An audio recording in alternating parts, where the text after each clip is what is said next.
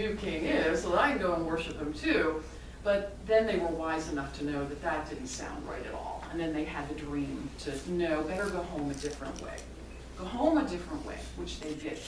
And that's also another part of the story that speaks to me, because oftentimes when I find myself, I think that I'm supposed to be on a particular path. I've got a big plan that I'm going to do this, that, or the other thing, and I set myself on this path. And then I find out later on that it's not working, and I can get very discouraged, and I can feel like, I'm failing, or something's happened, I'm not successful. When in reality, all I'm being called to do is go by a different path, go a different way. And that the scripture doesn't say anything about the star leading them on this different way, but I am absolutely sure that it was divine guidance that got them back to where they needed to go, with new insights and new wisdom and something to bring back to their own community about what had happened. And then, of course, we have the baby Jesus. What I like about the baby Jesus is the simple vulnerability of a baby. To think that the divine, the cosmic, this unnameable mystery would be present in something, the most vulnerable entity that we probably can think of, a newborn child. How vulnerable can it be? And also that it would be one of us. So here's this baby who cries, poops his pants, has to have his diaper changed, spits up on Mary. We don't usually see pictures of that. But a vulnerable baby, just like I was, just like you were, and yet to know that this word, this logos, this Christ, relates to me on a very personal level. So it's not just this cosmic Christ, but it's also a personal one who loves and cares about me, which is very meaningful. So I've come to a whole new meaning of this nativity scene, and it came to. Now, this situation that I'm going to tell you, the story, happened before I had this going, but I think it played into it when I finally got this. In 1995, I had a very, very difficult December. And it all started on December 6th, which is St. Nicholas Day, another very important day. But I found out that my 19-year-old nephew had died. And I was living in Buffalo, New York, and this was down near Philadelphia, Pennsylvania, so it's about 500 miles away.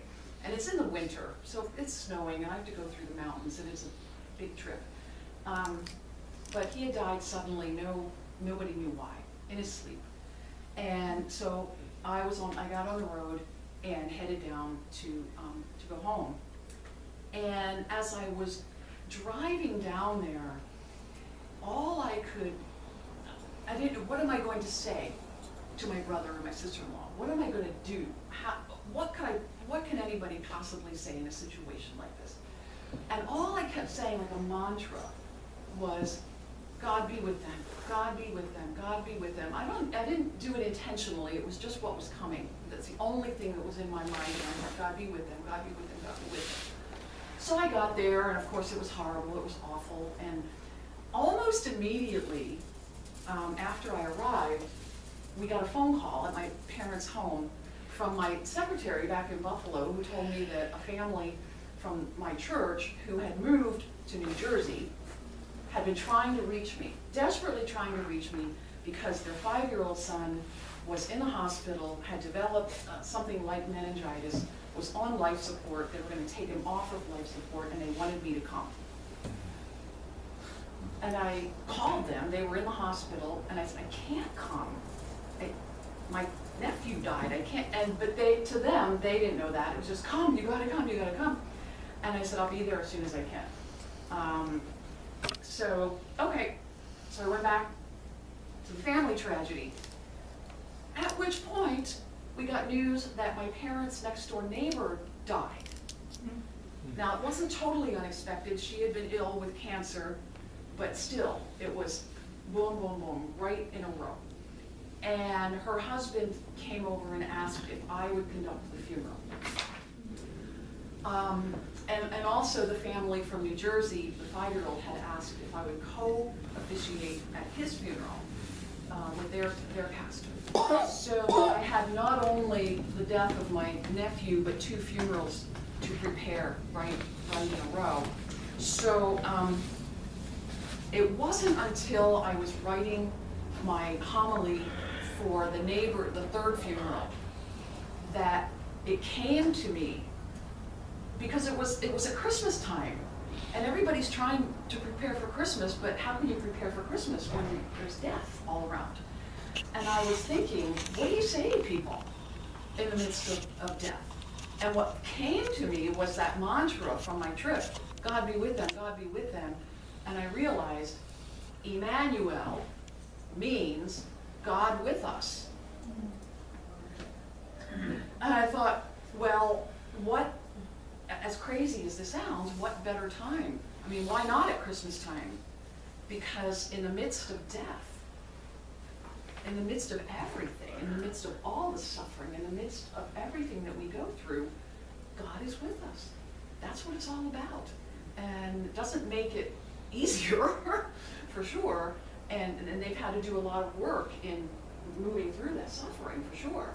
But at the time, to have that knowledge that God was there. So it was a very, very powerful experience of bringing the story into my daily life. And it's been with me as a very powerful story. And in fact, this Christmas, one of my colleagues came into my office for a meeting, and he walked in and he just looked awful. And he said, what is wrong? And he said, a friend of mine just was in a car accident back in Indiana, was in a car accident on an icy road, and his wife died.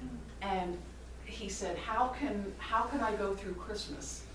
How can they go through Christmas? And right away, I was right back in 1995 and told him the story of that and said, that's what it's about. That's what it's all about.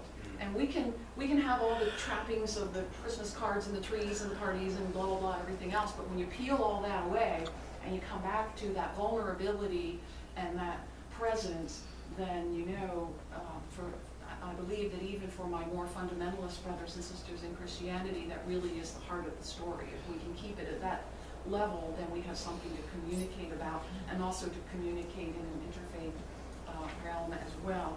So that's my story of that, and I'm going to close with, this is a poem guided meditation.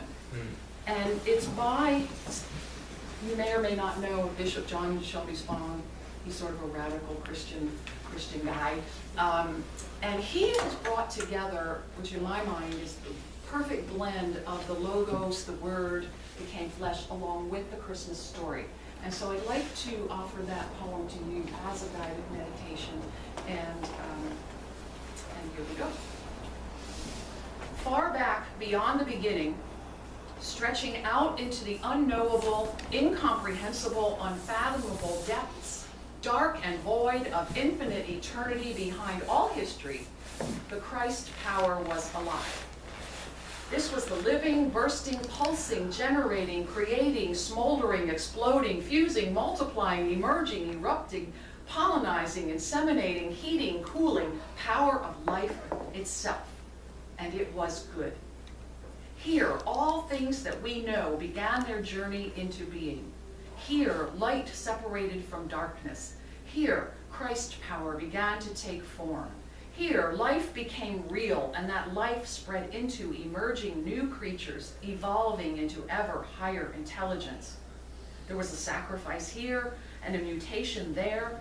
There was grace and resurrection appearing in their natural order, occurring, recurring, and always driven by the restless, creating, energizing life force of God, called Christ power, which flowed in the veins of every living thing forever and ever and ever. And it was good. In time, in this universe, there emerged creatures who were called human. And the uniqueness of these creatures lay in that they could perceive this life-giving power. They could name it and embrace it and grow with it and yearn for it. Thus, human life was born, but the individual expressions of that human life were marked with a sense of incompleteness, inadequacy, and a hunger that drove them ever beyond the self to search for life's secret and to seek the source of life's power. This was a humanity that could not be content with anything less. And once again, in that process, there was sacrifice and mutation, grace and resurrection, now in the human order, occurring, recurring, and it was good. Finally, in the fullness of time, within that human family, one special human life appeared, whole, complete, free, loving, living, being, at one, at peace, at rest. In that life was seen with new intensity that primal power of the universe, Christ power, and it was good. Of that life, people said, Jesus, you are the Christ, for in you we see and feel and experience the living force of life and love and being of God. He was hated, rejected, betrayed, killed, but he was never distorted. For here was a life in which the goal, the dream, the hope of all life is achieved. A single life among many lives. Here, among us, out from us, and yet this power, this essence, was not from us at all. For the Christ power seen in Jesus is finally of God. And even when the darkness of death overwhelmed him, the power of life resurrected him. For Christ's power is life eternal, without beginning, without ending. It is the secret of creation, the goal of humanity. Here in this life, we glimpse that immortal, invisible, most blessed, most glorious, almighty, life-giving force of this universe in startling completeness in a single person. Men and women tasted the power that was in him, and they were made whole by it.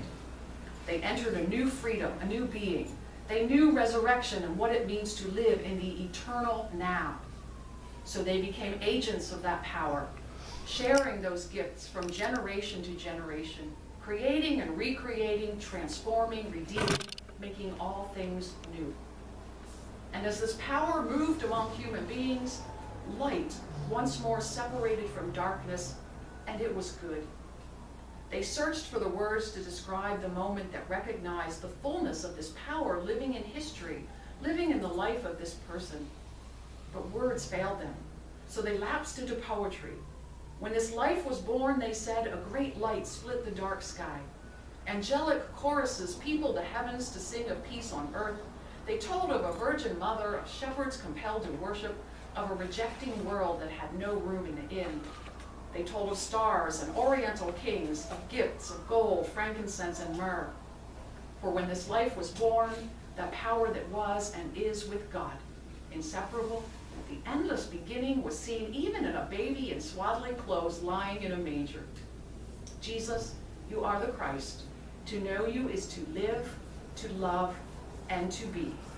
Oh, come then, let us adore him. Amen.